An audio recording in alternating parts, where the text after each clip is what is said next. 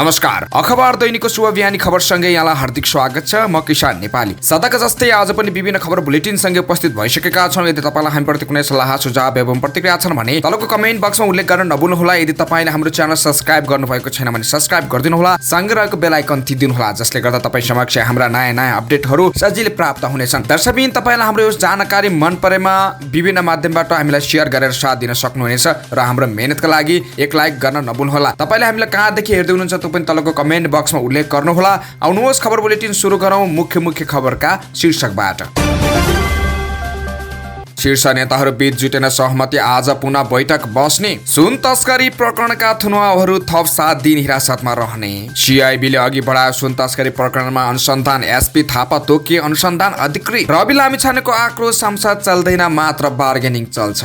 सुन काण्डमा एमाले अंश खोजेर संसद चल्न दिएन, रापरपाको भनाई। संसद अवरुद्ध हुँदा जनताका आवाज रोकिए सभामुख घिमिरे।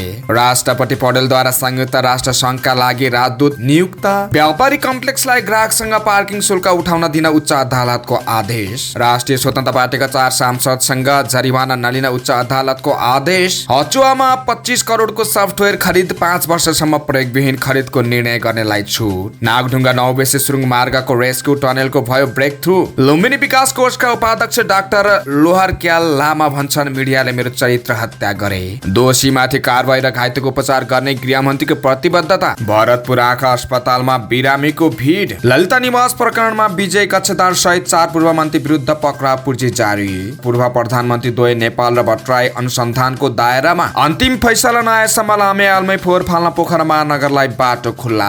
पूर्वका 9 जिल्लामा संघीय लिम्बुवान लगायत 6 दलको बन्द। 7,733 जना डेङ्गु संक्रमित, 7 जनाको मृत्यु।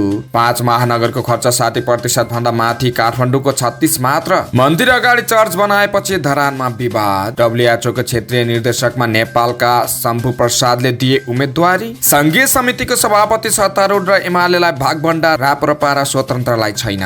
महिला संघमा विवाद चुलियो, आफू पक्ष 12 जिल्ला अध्यक्ष हटाएपछि संस्थापन इतर आक्रोशित। राप्ती उपत्यकाको जग्गा फुकुवा गर्न पालिकाको दबाव, राजधानी व्यवस्थापनमा असहयोग गर्ने चेतावनी। युरो भ्रमणमा निस्के माधव नेपाल। ढुङ्गा गिटी र बालुवा नियमनमा सधैँ स्वार्थ समूहको अवरोध। गण्डकी सरकारले खडा गरेका संरचना भूमिका देखाउन अक्षम, पुनर्मूल्याङ्कनको तयारी। गुडिरहेको जीपमाथि ढुङ्गा खस्दा 3 जना घाइते। बागलुङमा 2 महिनाको बालकको हत्या आरोपमा आमा बुबा पक्राउ। पाकिस्तानमा रेल दुर्घटनामा मृत्यु हुनेको संख्या 30 पुग्यो।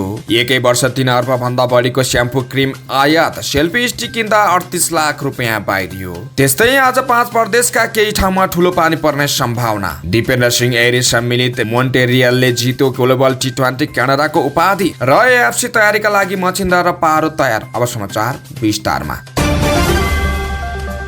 1 क्विन्टल सुन तस्करीको छानबिन गर्न उच्च स्तरीय छानबिन समिति गठनमा दलहरू बीच सहमति जुट्न सकेन। सोमबार सभामुख देवराज घिमिरे सहित प्रमुख दलका शीर्ष नेताहरूको 2 पटक बसेको बैठकमा सहमति जुट्न नसकेपछि मंगलबार पुनः बैठक बस्ने भएको छ। यसअघि नै दलहरू बीच सहमति कायम भएर संसदको गतिरोध अन्त्य हुने अपेक्षा सभामुख घिमिरेले गरेका थिए। सोमबार अपराह्न दोस्रो पटक नयाँ बानेश्वर स्थित संसद भवनमा बसेको प्रमुख दलका शीर्ष नेताहरूको बैठकपछि सभामुख घिमिरेले मंगलबार बिहान 10 बजे बस्ने शीर्ष नेताहरूको बैठकमा सहमति कायम हुने अपेक्षा गरेका हुन्। 1 क्विन्टल सुन तस्करी प्रकरणमा पक्राउ परेकाहरू थप 7 दिन हिरासतमा रहने भएका छन्। नेपाल प्रहरीको केन्द्रीय अनुसन्धान ब्युरो सीआईबीले सुन तस्करी प्रकरणमा पक्राउ परेका 18 जनालाई सोमबार जिल्ला अदालत काठमाडौँमा पेश गरेको थियो। जिल्ला सहकारी वकिल कार्यालयका प्रमुख अचित मणि न्यौपानेका अनुसार जिल्ला अदालतले उनीहरूलाई 7 दिन हिरासतमा राख्न अनुमति दिएको छ। यसअघि सुन तस्करी प्रकरणमा राजस्व अनुसन्धान विभागले अनुसन्धान गरिरहेको थियो। त्यसैले थुनुवाहरूलाई हिरासतमा राख्ने अनुमति उच्च अदालत पाटनबाट लिएको थियो। आइतबार राजस्व अनुसन्धान विभागले अनुसन्धान को जिम्मा नेपाल प्रहरीलाई लगाएपछि थुनुवाहरूको म्याद जिल्ला अदालतको अनुमतिमा थप गरिएको हो। त्रिभुवन विमानस्थल भन्सार कार्यालयबाट बाहिरिएको सुन 2 साउनमा राजस्व अनुसन्धान विभागले सिनामङ्गल क्षेत्रबाट बरामद गरेको थियो। सो मुद्दा सीआईबीले एसपी सञ्जय सिंह थापालाई अनुसन्धान अधिकृत तोकेर अनुसन्धान गरिरहेको छ। त्यस्तै नेपाल प्रहरीको केन्द्रीय अनुसन्धान ब्युरो सिआइबीले 1 क्विन्टल सुन तस्करी प्रकरणको अनुसन्धान सुरु गरेको छ। यो प्रकरण अनुसन्धानका लागि प्रहरी उपरीक्षक एसपी सञ्जय सिंह थापा अनुसन्धान अधिकृत तोकिएको सिआइबी स्रोतले जनाएको छ। त्रिभुवन विमानस्थल भन्सार कार्यालयबाट बाहिरको सुन 2 साउनमा राजस्व अनुसन्धान विभागले सिनामङ्गलबाट बरामद गरेको थियो। सो प्रकरणमा राजस्व चौहावटमा 20 दिनसम्म अनुसन्धान गरेको विभागले आइतबार सबै फाइल र पक्राउ परेका 18 जना प्रहरीलाई बुझाएको थियो। सोही सुन तस्करी प्रकरणको प्राविधिक बाटोमा मात्र अनुसन्धान गरिरहेको सिआइबीले सोमबारदेखि भने औपचारिक रूपमा अनुसन्धान सुरु गरेको हो। यसअघि राजस्व अनुसन्धान विभागले गरिरहेको अनुसन्धानमा सहयोग गर्न प्रहरी प्रधान कार्यालयले एसएसपी कृष्ण पङ्गेनीलाई खटाएको थियो। अहिले पङ्गेनीलाई पनि सिआइबीको अनुसन्धानमा सहयोग गर्न खटिएको प्रधान कार्यालय स्रोतले बताएको छ। राष्ट्रिय स्वतन्त्र पार्टी रासोपाका सभापति रवि लामिछानेले प्रतिनिधि सभा बैठक नचलेकोमा आक्रोश व्यक्त गरेका छन्। सोमबार दिउँसो 1 बजेका लागि बोलाइएको प्रतिनिधि सभा बैठक सूचना टाँस गरेर 4 बजेका लागि सारिएको थियो। 4 बजेका लागि सारिएको बैठक पनि 4:45 बज्दा समेत सुरु भएको थिएन। यस सन्दर्भमा राष्ट्रिय स्वतन्त्र पार्टीका सभापति रवि लामिछानेले आक्रोश पोखेका हुन्। वर्षौंदेखि देशलाई कसरी फेडरलाइज गरिएको रहेछ भन्ने राम्ररी बुझ्दैछौँ। उनले सामाजिक सञ्जालमा लेखेका छन्, कैयौं कानुन बनाउनु पर्नेछ, कैयौं कानुन संशोधन आवश्यक छ, जुन सरकारका कैयौं मुद्दामा छलफल र निर्णय गर्नु छ। तर संसद चल्दैन, बार्गेनिङ चल्छ, मात्र बार्गेनिङ। त्रिभुवन विमानस्थलबाट गैरकानुनी रूपमा नेपाल भित्रिएको झण्डै 1 क्विन्टल सुन प्रकरणमा प्रमुख प्रतिपक्ष नेकपा एमालेले उच्च स्तरीय छानबिन समिति माग गरेको छ। सत्तारूढ दलहरू सरकारले जारी राखेको अनुसन्धान एउटा टुङ्गोमा नपुगी अर्को समिति बनाउन तयार भएका छैनन्। यही विषयमा कुरा नमिल्दा प्रतिनिधि सभा र राष्ट्रिय सभाका बैठक प्रभावित हुँदै आएका छन्। एमालेले यस प्रकरणका उच्च स्तरीय छानबिनको माग राखेर साउन 10 गतेदेखि संसदको दुवै सदनको बैठक चल्न दिएको छैन। त्यस्तै राष्ट्रिय प्रजातन्त्र पार्टी राप्रपाले अवैध सुन आयात प्रकरणमा एमालेले अंश खोजेको गम्भीर आरोप लगाएका छन्। गैरकानुनी रूपमा नेपाल भित्रिएको झण्डै 100 किलो सुन बरामद भएको विषयलाई लिएर एमालेले अनावश्यक रूपमा सत्तारूढ दलहरूसँग गत साउन 2 गते त्रिभुवन विमानस्थलबाट गैरकानुनी रूपमा भित्रिएको झण्डै 100 किलो सुनको विषयलाई राजनीतिक वृत्त तरङ्गित छ। उक्त प्रकरणमा सरकारले गर्ने अनुसन्धानमा विश्वास नगरेको भन्दै प्रमुख प्रतिपक्ष एमालेले साउन 10 गतेदेखि संघीय संसदको कुनै सदन राष्ट्रिय सभा र प्रतिनिधि सभाको बैठक चल्न दिएको छैन। सोमबार बसेको प्रमुख 3 दलको बैठक पनि निष्फल भएपछि अर्को बैठक मंगलबार दिउँसो 3 बजेका लागि बोलाइएको छ।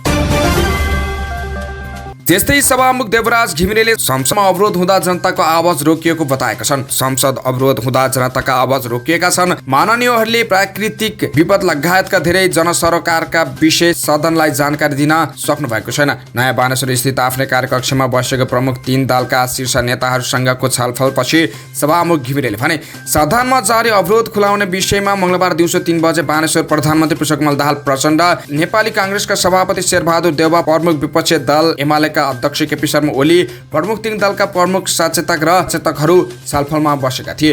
त्यस अगाडि 12:30 बजे नेताहरू सिंहदरबार स्थित सभामुखको कार्यकक्षमा छलफलमा बसेका थिए। दुवै छलफल निष्फल भएपछि सोमबार दिउँसो 4 बजेका लागि बोलाएको प्रतिनिधि सभाको बैठक बस्दै नबसे मंगलबार दिउँसो 3 बजेसम्मका लागि स्थगित भएको हो। राजस्व अनुसन्धान विभागले साउन 2 गते त्रिभुवन अन्तर्राष्ट्रिय विमानस्थलबाट गैरकानुनी रूपमा नेपाल भित्रिएको झण्डै 100 किलो सुन बरामद गरेको थियो। सत्तारूढ दलहरू सरकारी अनुसन्धान टुङ्गो लागेपछि मात्र अर्को छानबिन समिति गठन गर्न सकिने बताइरहेका छन्। सत्तारूढ दल र प्रमुख प्रतिपक्ष नेकपा एमालेको अडानका कारण संसद चल्न सकिरहेको छैन।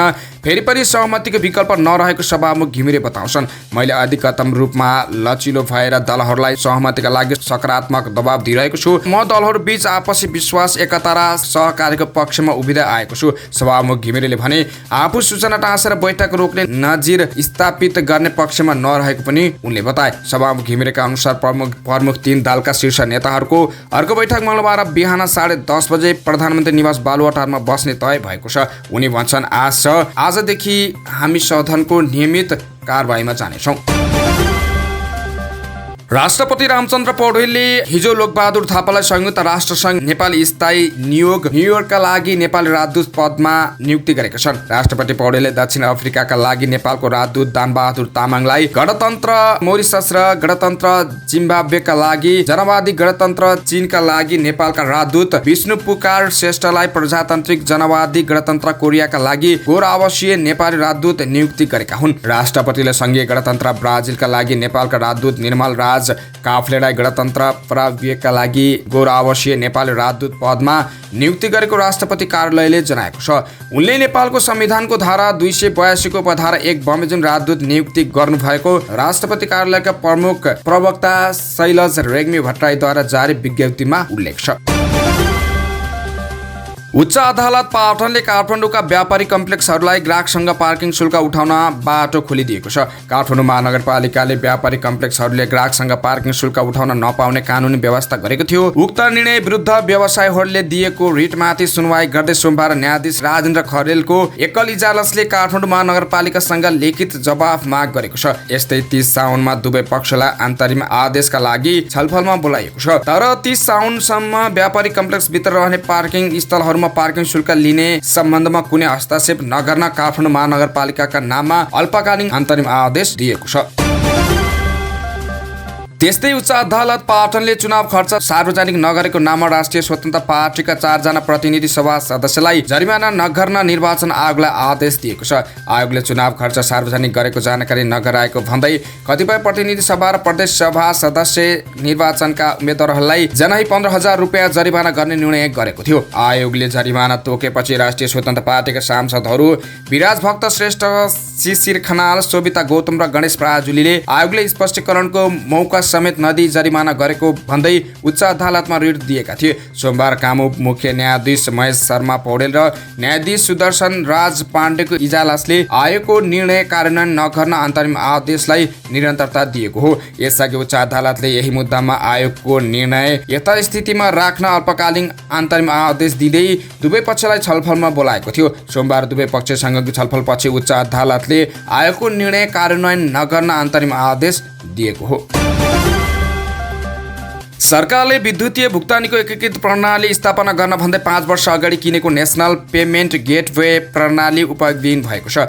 राष्ट्रिय सूचना प्रविधि केन्द्रले 25 करोड रुपियाँमा किनेको उक्त सफ्टवेयर प्रयोग नै नगरी मिल्काइएको छ।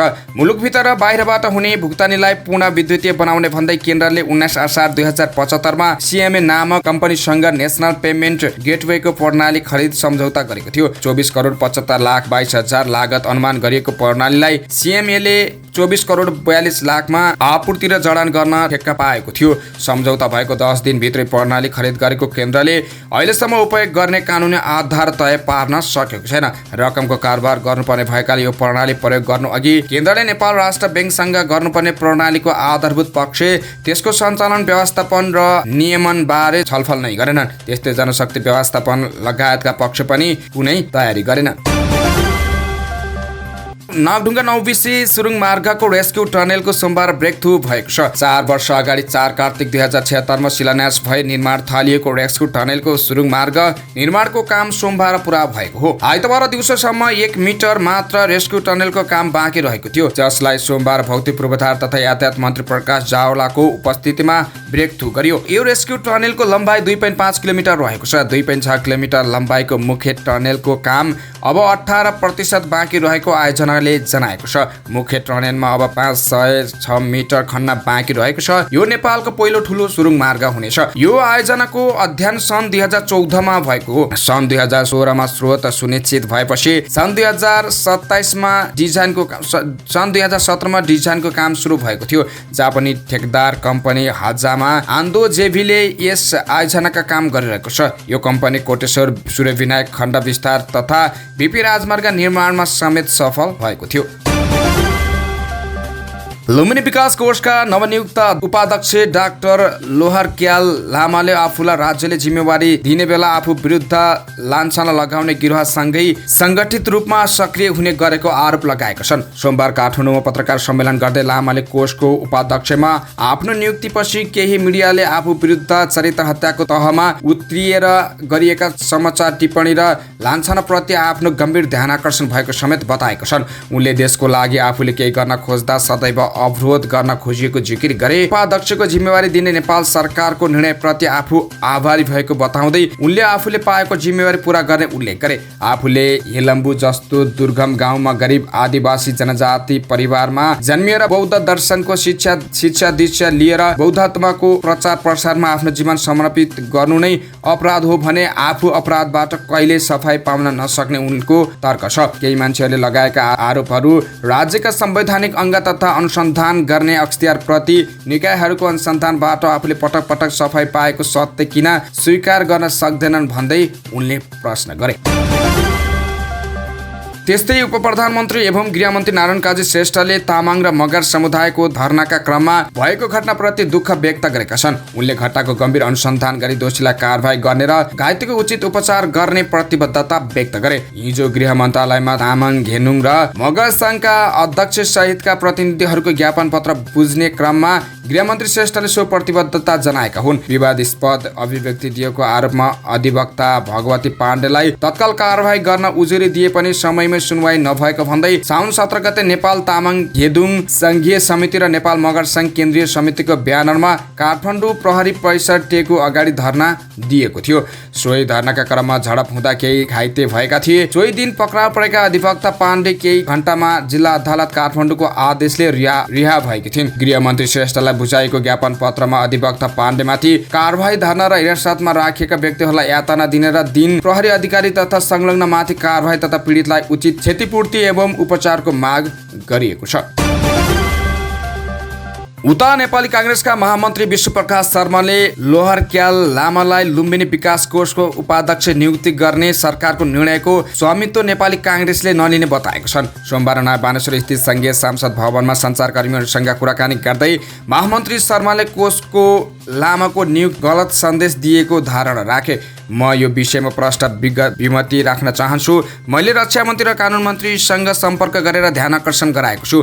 यो निर्णय सरकारको निर्णय हो। यो निर्णयको स्वामित्व नेपाली कांग्रेस बोल्दैन, उनले भने। गौतम बुद्धको जन्मथलोमा नेतृत्व गर्ने व्यक्ति नियुक्तिमा सरकार गम्भीर हुन नसकेको उनले बताए। संसारभरिका मानिसहरू नेपालतिर फर्केर श्रद्धा गर्छन्। त्यो माटोमा शिर एकपटक झुकाउन पाउँदै गर्दा जीवन नै धन्य भयो भन्ने खालको महसुस गर्छन्। यस्तो थलोमा नेतृत्व चयन गर्दै गर्दाखेरि सरकारको गम्भीरतापूर्वक कस्तो पृष्ठभूमिको के योग्यता कस्तो छविको भनेर ध्यान नपुर्याउनु वर्तमान सरकारको गम्भीर गल्ती, उनले भने।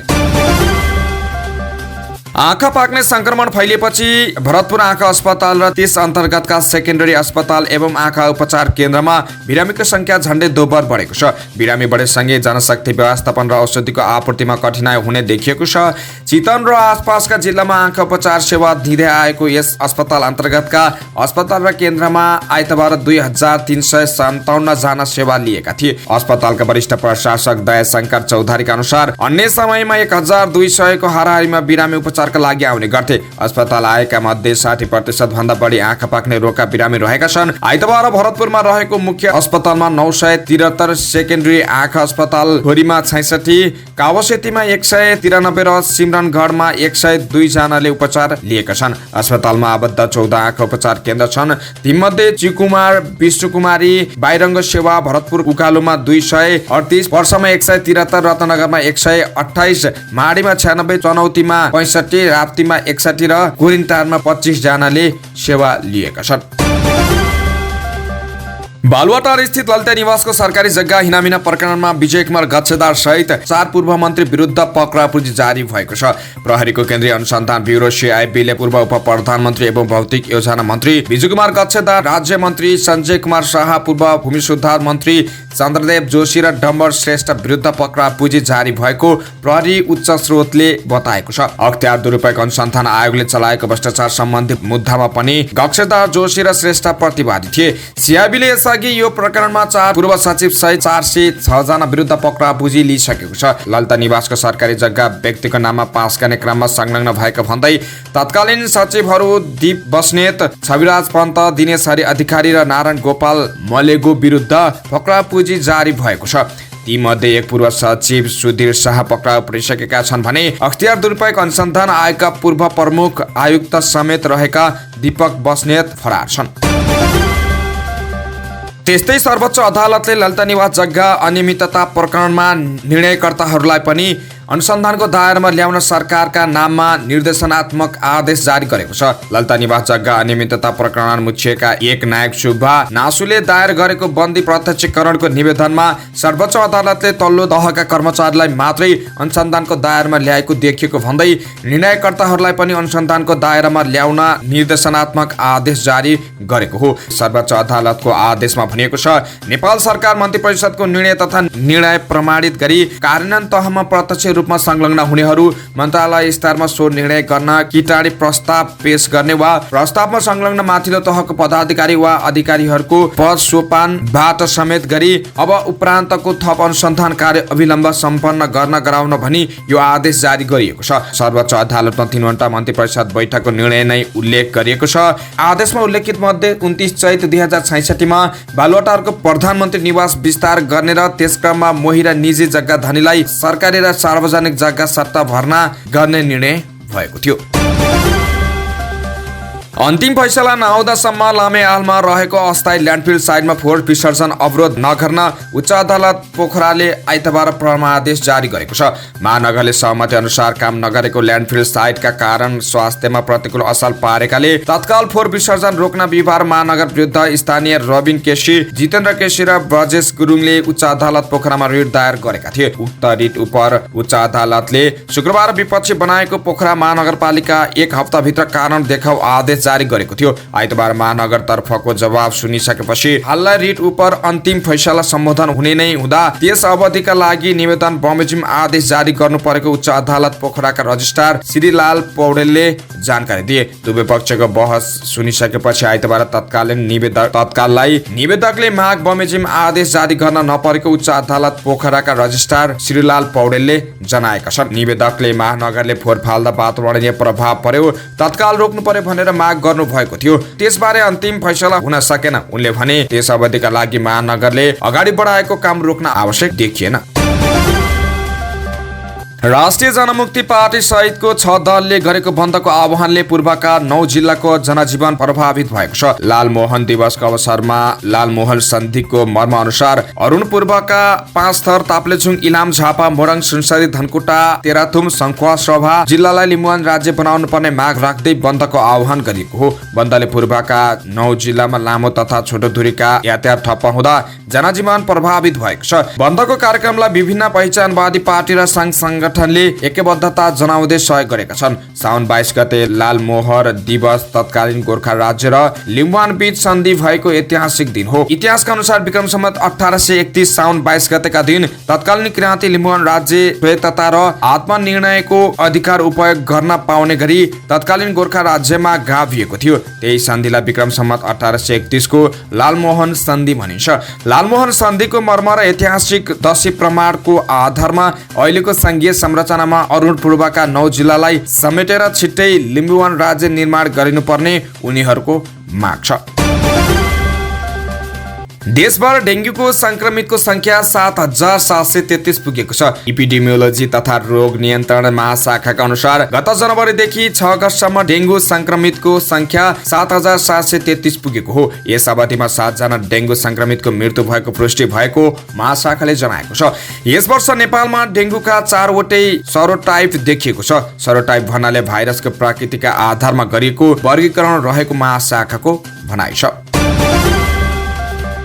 मुलुकका 6 वटा महानगरपालिका मध्ये 5 वटाले आर्थिक वर्ष अब 2079-80 को बजेट विनियोजन मध्ये 60% भन्दा बढी खर्च गरेका छन्। तर देशकै सबैभन्दा ठूलो बजेट रहेको काठमाडौँ महानगरपालिकाको खर्च भने सबैभन्दा कम 36% मात्र हुन सकेको छ।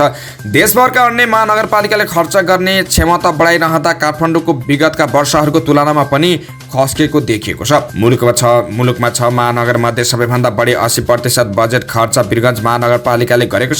गत आर्थिक वर्ष 2079-80 मा वीरगञ्ज महानगरपालिकाको बजेट 4 अर्ब 46 करोड मध्ये 3 अर्ब 55 करोड रुपियाँ खर्च भएको हो। यो कुल बजेटको 79.6% हो।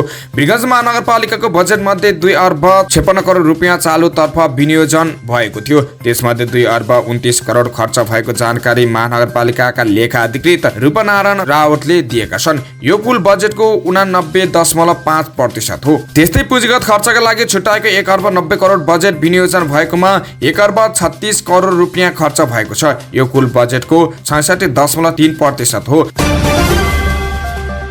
हिन्दूहरूको पौराणिक महत्त्वको विजयपुर डाँडामा इसाई धर्मका आस्थावानले चर्च बनाएपछि धरानमा विवाद बढेको छ।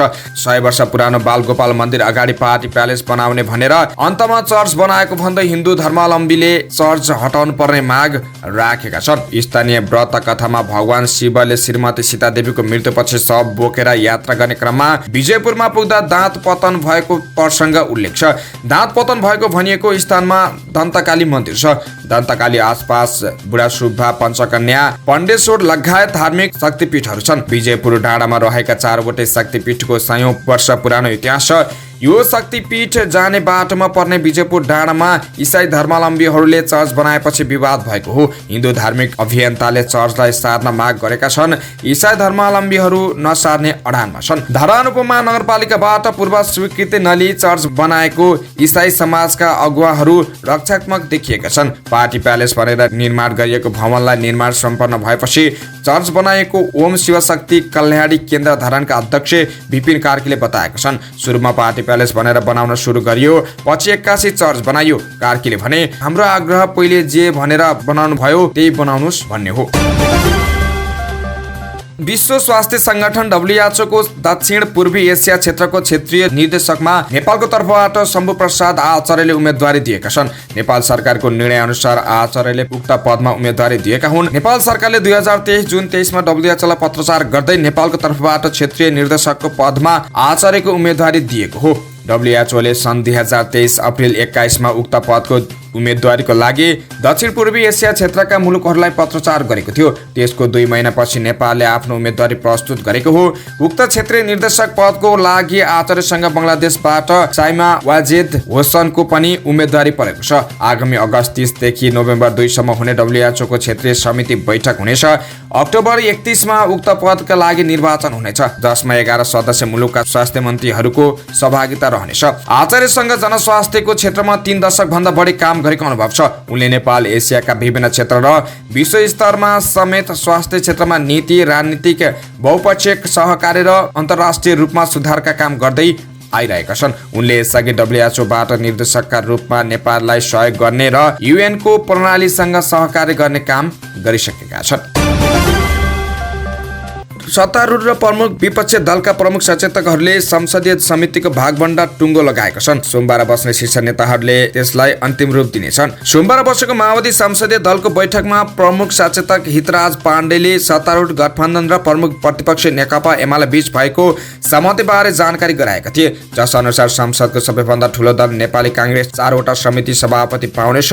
एमाले 3 र माओवादी केन्द्रले 2 तथा जनमत समाजवादी पार्टी, एकीकृत समाजवादी र तथा जनता समाजवादी पार्टी, एकीकृत समाजवादी र जनमत पार्टीले 1-1 समितिको सभापति पाउनेछन्। संसदको चौथो दल राष्ट्रिय स्वतन्त्र पार्टी र 5औं दल राष्ट्रिय प्रजातन्त्र पार्टीलाई भने समिति सभापति छैन। सत्ता गठबन्धन र प्रमुख विपक्षी दलका प्रमुख सचेतकहरूले गरेको भागबण्डा हो यो। माओवादीका एक सांसदले भने उक्त भागबण्डा उच्च स्तरीय बैठकले अनुमोदन गरेपछि त्यसको अन्तिम रूप पाउनेछ। नेपाली कांग्रेसको भातृ संस्था नेपाल महिला संघको विवाद चुलिएको छ। महिला संघको अध्यक्ष उषा राउत मिश्रले जिल्ला अध्यक्षहरू मनोनित गरेपछि अर्को पक्षले विरोध गरेको छ। संस्थापन इतर पक्षका 12 जना जिल्ला अध्यक्ष हटाएपछि विवाद भएको हो। संस्थापन इतरका 20 केन्द्रीय सदस्यले सोमबार पत्रकार सम्मेलन गरी निर्णय सच्याउन चेतावनी दिएका छन्। 3 दिनभित्र निर्णय नसच्याए देशभर समान्तर समिति बनाउने र 20 जना केन्द्रीय सदस्यको सामूहिक राजीनामा दिने चेतावनी उनीहरूले दिएका छन्। संघको विधान विपरीत अध्यक्ष मिश्रले 12 जिल्लाका अध्यक्ष हटाएप्रति संस्थापन इतरले विरोध गरेका छन्। स्पष्टीकरणको अवसर समेत नदिई जिल्ला अध्यक्ष तोकिनु लोकतान्त्रिक पद्धतिको उपहास भएको विज्ञप्तिमा जनाएको छ। अध्यक्ष मिश्रले सोलुखुम्बुमा सिमलाहा शेर्पा, बाह्रमा सीता मैनाली, पर्सामा विद्याश्रेय, सिराहामा विमला निरौला, ताप्लेजुङमा मिना गुरुङ, इलाममा निर्मला सञ्जेल, मोहतरीमा बिना तिवारी, रौतहटमा भुवानी गिरी, कास्कीमा कोपिला राणाभाट, झापामा सुशीला ढकाल, ढकाल र हुम्लामा विजया बुढालाई हटाएर नयाँ अध्यक्ष बनाएको थिइन्। अध्यक्ष मिश्रले गरेको निर्णयको विरोधमा सभापति, उपसभापति, महामन्त्री, सहमहामन्त्री र पदाधिकारीलाई ध्यानाकर्षण गराइएको विज्ञप्तिमा जनाइएको छ।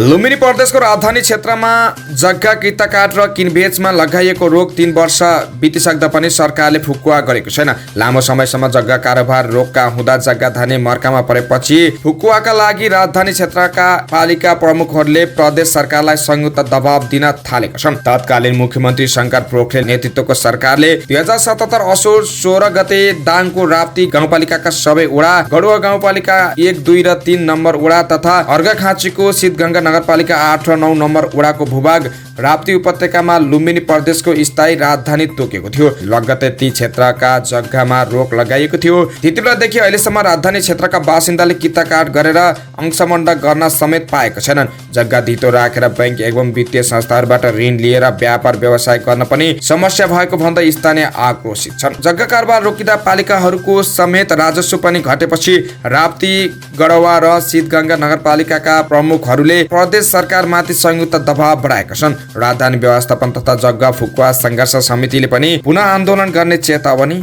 दिएको छ।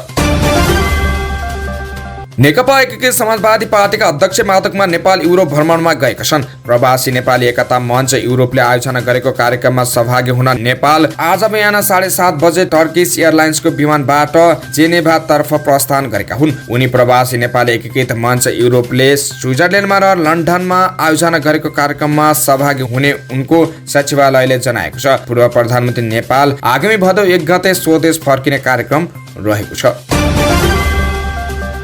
सरकारले ढुङ्गा गिटी बालुवाको उत्खनन, भण्डारण, प्रशोधन, धुवानी र बिक्री वितरणलाई नियमन गर्न कानुन ल्याउने भनेको 2 वर्ष बितिसक्यो। तर स्वार्थ समूहको चलखेल, 3 तहका सरकार बीच अधिकारको लडाई र संघीय सरकारको उदासीनताले अहिलेसम्म ढुङ्गा गिटी बालुवा उत्खनन, बिक्री तथा व्यवसाय सम्बन्धी ऐन प्रारम्भिक मसौदामै सीमित छ। संघीय मामिला तथा सामान्य प्रशासन मन्त्रालयले यो विधेयकबारे स्थानीय तह र प्रदेशहरूसँग छलफल गरिरहेको छ। नेपालमा अहिलेसम्म नदी जन्य प्राकृतिक स्रोत उपयोग सम्बन्धी ऐन छैन। हाल ढुङ्गा गिटी बालुवा उत्खनन, बिक्री तथा व्यवस्थापन सम्बन्धी पहिलो संशोधन मापदण्ड 2079 अनुसार नियमन भइरहेको छ। तर यो मापदण्ड प्राप्त नहुँदा ढुङ्गा गिटी र बालुवा लगायतका प्राकृतिक स्रोतको संरक्षण र व्यवस्थित उपयोगमा कुन तहको सरकारको भूमिका के हुने भन्ने अन्य हुन्छ।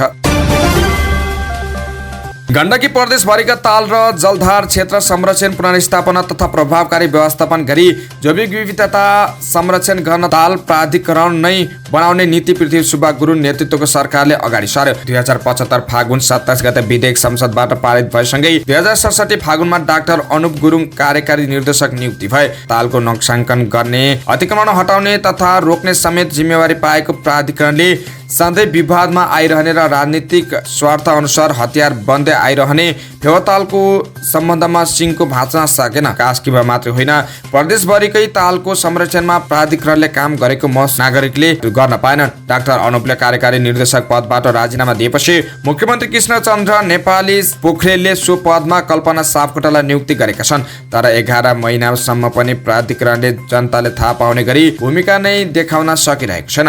देवकोटाको अनुसार उनी आएपछि कार्यकारी समितिलाई पूर्णता दिने र एउटा लेख कन्फरेन्स गर्ने बाहेक कुनै उल्लेख्य काम नै हुन सकेको छैन। तर प्राधिकरणको नाममा प्रशासनिक खर्च भने भइ नै रहेको छ। अघिल्लो आर्थिक वर्ष 3 करोड रुपियाँ बजेट विनियोजन भएकोमा यसपटक 2 करोड 30 लाख रुपियाँ विनियोजन भएको छ।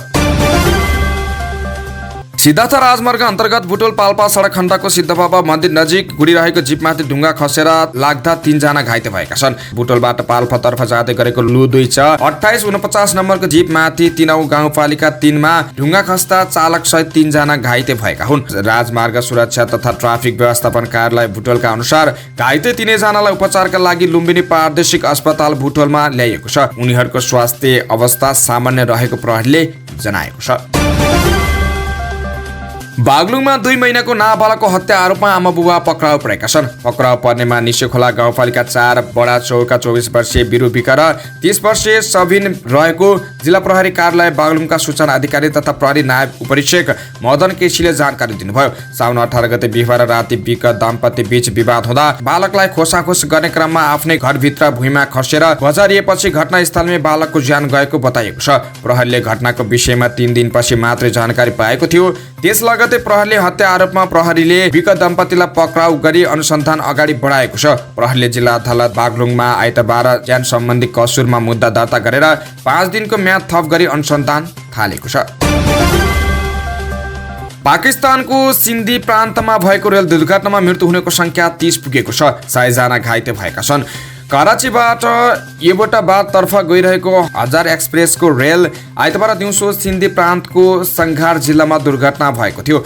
रेलको इन्जिन छुटिएपछि 10 वटा डिब्बा पल्टिएको र 30 जनाको मृत्यु भएको बीबीसीले जनाएको छ। पाकिस्तानका रेल मन्त्री ख्वाजा साद रफिकले पत्रकार सम्मेलन गरी घटनाबारे अनुसन्धान सुरु भइसकेको जानकारी दिएका छन्। दैनिक जीवनमा प्रयोग हुने सामग्रीको आयातमा ठूलो धनराशि खर्च भएको पाइएको छ। सिन्दुर, टुथपेस्ट, कपाल, स्याहारको सामग्री आयातमा ठूलो धनराशि विदेशिएको छ। भन्सार विभागले सार्वजनिक गरेको विवरण अनुसार त्यस्ता सामग्रीको आयातका लागि मात्रै ठूलो परिमाणमा विदेशी मुद्रा खर्च भइरहेको छ। विभागका अनुसार गएको आर्थिक वर्षमा नेल पोलिसको आयातमा मात्र 5 करोड 27 लाख 18 हजार रुपियाँ बाहिरिएको छ। त्यस्तै फेस क्रिम आयातमा 78 करोड 5 लाख 81 हजार रुपियाँ विदेशिएको छ। त्यस्तै आर्थिक वर्ष 1979-80 मा 46 करोड 9 लाख 89 हजार रुपियाँ बराबरको बढी लोसन आयात भएको छ। यसबाट सरकारले 30 करोड 4 लाख 83 हजार रुपियाँ राजस्व सङ्कलन गरेको छ। र मौसम खबर देशका धेरै ठाउँमा गैरातीदेखि नै पानी परिरहेको छ। नेपालमा मनसुन वायुसँगै भारतको बिहार आसपासमा रहेको न्यूनचापीय प्रणालीको प्रभाव परेकाले धेरै ठाउँमा वर्षा भइरहेको जल तथा मौसम पूर्वानुमान महाशाखाले जनाएको छ। महाशाखाका अनुसार अहिले बागमती, गण्डकी र लुम्बिनी प्रदेशका केही र कोशी, कर्णाली र सुदूरपश्चिम प्रदेशका धेरै ठाउँमा हल्कादेखि मध्यम वर्षा भइरहेको छ। आज दिउँसो कोशी, मधेस, बागमती, गण्डकी र लुम्बिनी प्रदेशका 1-2 ठाउँमा मेघ गर्जन र चट्टाङसहित ठुलो वर्षाको सम्भावना रहेको छ। यस्तै राति पनि कोशी, मधेस, बागमती, गण्डकी र लुम्बिनी प्रदेशका 1-2 ठाउँमा ठुलो पानी पर्ने हुँदा सतर्कता अपनाउन मौसमविदको आग्रह छ। नेपाली अलराउन्डर दिपेन्द्र सिंह एरी सम्मिलित टिम मोन्ट्रियल टाइगर्सले ग्लोबल T20 क्यानाडाको उपाधि जितेको छ। सन्दीप लामिछाने सम्मिलित सर्रे जुगर्सलाई 5 विकेटले पराजित गर्दै टाइगर्सले उपाधि जितेको हो। टस हारेर ब्याटिङको निम्ति पाएको जुगर्सले निर्धारित 20 ओभरमा 5 विकेट गुमाउँदै 130 रन बनाएको थियो। जुगर्सले दिएको 131 रनको लक्ष्य समान 5 विकेट गुमाउँदै पूरा गरेपछि टाइगर्स च्याम्पियन बनेको हो। टाइगर्सको जितमा दिपेन्द्रले 17 बलमा 1 चौका सहित 16 रन बनाउँदै रिटायर आउट भएका थिए। फाइनल खेलमा सन्दीप भने विकेट विन रहे। दिपेन्द्रले पहिलो पटक यो अन्तर्राष्ट्रिय लिग खेलेका हुन्। अब दुवै खेलाडी नेपाल फर्केर एसिया कपको तयारीमा जुट्नेछन्। त्यस्तै एफसी कपको प्रारम्भिक चरणमा नेपालको मछिन्द्र फुटबल क्लबले भुटानको पारो एफसी सँग खेल्दैछ। मंगलबार बेलुकी त्रिपुरेश्वर स्थित दशरथ रङ्गशालामा हुने खेलका लागि दुवै टिमले आफूहरू तयार रहेको बताएका छन्। सोमबार भएको प्रिमियर कन्फरेन्समा दुवै टिमका कप्तान र प्रशिक्षकले खेलका लागि तयार भएको बताएका हुन्। मछिन्द्रका प्रशिक्षक किशोर केसीले सबै प्रशिक्षण सकेर खेलका लागि तयार रहेको बताएका छन्। खेलका लागि राम्रो स्ट्राइकर चाहिने भएकाले 7 जना खेलाडी थप गरिएको जानकारी दिँदै उनले उनीहरूलाई आवश्यकता अनुसारको पोजिसनमा खेलाउने बताएका छन्। लिग च्याम्पियन चार्ज बॉयजका आशिष चौधरी र एरिक बिष्ट सहित संकटाका आयुष घलान, 3 स्टार क्लबका लोकेन लिम्बू, एफएफका सनिस श्रेष्ठ र एफसी खुमलटारका रेजिन सुब्बा, रोहित सुब्बा विदेशी खेलाडी मेसुके उलोमौलाई मछिन्द्रले यही खेलका लागि आबद्ध गरेको छ। मछिन्द्रका कप्तान विशाल श्रेष्ठले पनि आफूहरू कमजोर रहेको पोजिसनमा नयाँ खेलाडी अनुबन्धन गरेकाले टिम राम्रो बनेको बताएको छन्। शहीद स्मारक ए डिभिजन लिगको उपविजेता बने पनि मछिन्द्रले भाग्यमानी बन्दै एएफसी कप खेल्ने अवसर पाएको हो। च्याम्पियन चार्ज बॉयजसँग एएफसी क्लब लाइसेन्स नहुँदा मछिन्द्रले लगातार दोस्रो पटक एएफसी कपमा नेपालको प्रतिनिधित्व गर्न लागेको छ। पारो भुटानको लिगमा टप भएर आएको टिम हो। पारोले विदेशी खेलाडीबाट अपेक्षा धेरै गरेको भन्दै केसीले उनीहरूलाई रोक्नुपर्ने बताएका छन्। डेनमार्कलाई 2-0 हराउँदै सह-आयोजक अस्ट्रेलिया महिला विश्वकप फुटबलको क्वार्टर फाइनलमा पुगेको छ। घरेलु दर्शकको खचाखच स्टेडियममा अस्ट्रेलियालाई जिताउन क्याट्रिन फोडरले 29औं मिनेटमा र हेली रासोले 70औं मिनेटमा गोल गरे। अस्ट्रेलिया सन् 2015 पछि पहिलो पटक क्वार्टर फाइनलमा पुगेको हो। उनले फ्रान्स र मोरक्को मध्ये एक टिमसँग शनिबार क्वार्टर फाइनलमा खेल्नेछ।